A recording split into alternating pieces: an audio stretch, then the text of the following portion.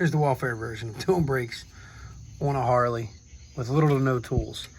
This is an 05 Fat Boy. If I had the stock caliper on the front, it would be the same brake pads. Amazon, I think I paid $50. I got 3 sets of pads. Well, if they're not any good pads, I'll find out. But no matter what, they're better than what I was rocking, because that joint was gone. So, quick lesson for you if you don't know already. This is how the pads sit on the bike. Inside, outside pad. The inside pad has 2 humps like that. The outside pad has a hump and a lump. Sorry, just has a lump. No hump, just a lump. Anyway, the new pad had a little bit of a different hump. I'll actually show you them pads in a second because I bought a couple sets of them. Either way, so these been on there a while. You know, I ain't had the bike that long, but I knew it needed them. I just did front pads. So what you'll need to do this job, if you don't have any tools at all, the minutest tools. First things first, you're going to need a 1/4 inch 12-point.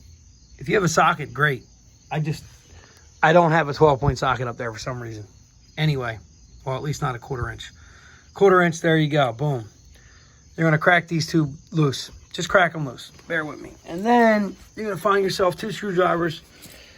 I'm talking about doing it on your bike. That's right. We're not taking it off the bike. We ain't got time for that. We don't have all the tools to take the axle off and then have to readjust all that. That's like work. If you have 2 pointy ones, that's good. I didn't. This one's kind of broke, so I just made makeshift. I'm going to show you what I did. And what I did was there was enough in here. If you got no pad, you might have your on your own. But if you rotate it around to where there's a hole in it, you can put it in the hole and pry backwards like so. Sorry, where are we at here? You can put it in a hole and pry backwards like so. So I didn't do that. I didn't have to. Thank God I had enough meat where, I mean, these things, they compress really easy. So I just took the brake like this and took my hand and twisted it. See how I'm pushing the pad back? Same thing happened when I was doing it. When I had the brakes on, before I put the new ones on. Anyway, it wasn't hard. You're not going to bend the rotor. You're not doing that much twisting and craziness. So after I got it so far back, obviously they're new pads, there's no room. I stuck the sharp one, which is this one, in here, and I pried back a little bit. And then I took and replaced the sharp one with the not so sharp one. So if you got 2 sharp ones, just leave it in there. Then I went down the bottom and I did the same exact thing. I mean, if you're not competent and can't do little things in life, you know, whatever. Same thing. In here, the gap obviously was different. And twist. And see how it's twisting? It's pushing fluid back up into the reservoir. Some people like to take the cap off the reservoir. I don't. Never had a problem with it. People say it blows seals. Never had a problem with it. Anyway, there you go. There's the inside pad. Or I'm sorry, the outside pad. The inside pad, you're doing the same thing, but it's a little more work. If you got a bagger, obviously you got to take a bag or 2 off. But I did the same thing in here. In, twist it. When it got out so far, jammed the screwdriver in. Went down and did the bottom one. So there is a spring in here that pushes the brake pads that way. So what you do is you take both of these out. And you see my life would be so much easier if I had a socket. But I don't, and that's life. I'm dealing with it. And it's only 2 bolts. We're not building a motorcycle here. So anyway, I'm putting them back in now. So you take them both out and then wiggle them and literally pop them all the way out. They'll literally just pull out. And then you'll see it'll be a piece of thread with the smooth part, and the nipple will be a little chamfered or tapered, I'm sorry. And that's just because when it goes through here, it goes through a brake pad, goes through the other brake pad, and then it goes into the housing back here. 2 little pinholes that hold it.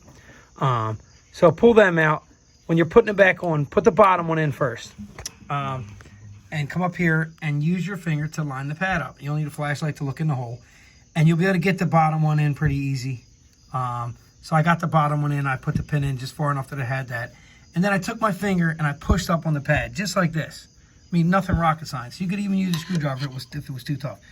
And as I pushed up on the pad like this, literally, looked in the other hole, it lined up. I stuck the pin in. All right, same thing on the back side. Get the back one in. Now, you come in here and you can see the pins.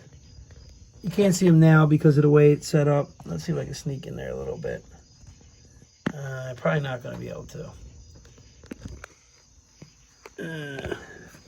Camera's on the wrong angle. But anyway, if you look in here, right where them humps are, here, I'll give you a pad to show you. So here's the pad we're looking at.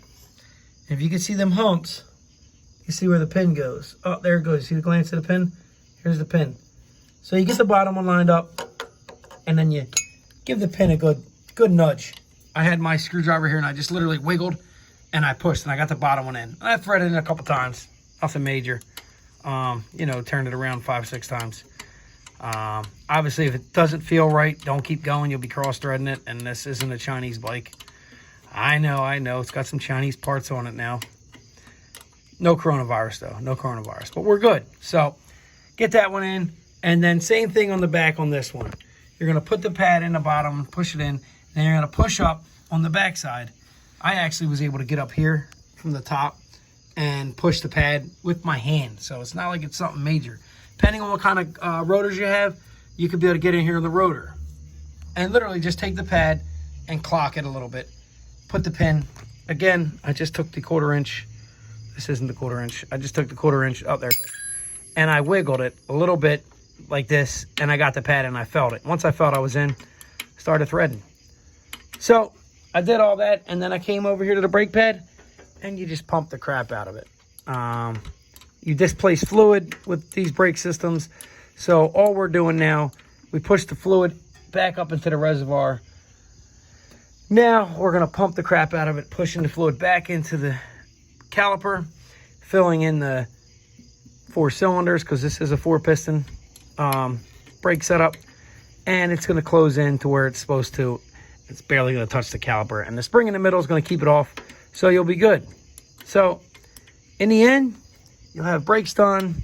You didn't pay some JA freaking $200 to put, like I said, I think I paid $30 a piece, if that.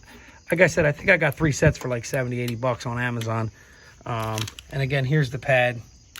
And let me show you the actual pad because I got 3 sets of them for a super deal.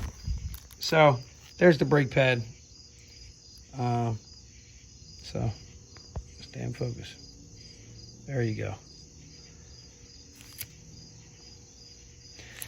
So anyway, like and subscribe to my page or like my video, whatever works for you. Hope it helped you. That's all I'm here to do, is help you out. Have a nice night.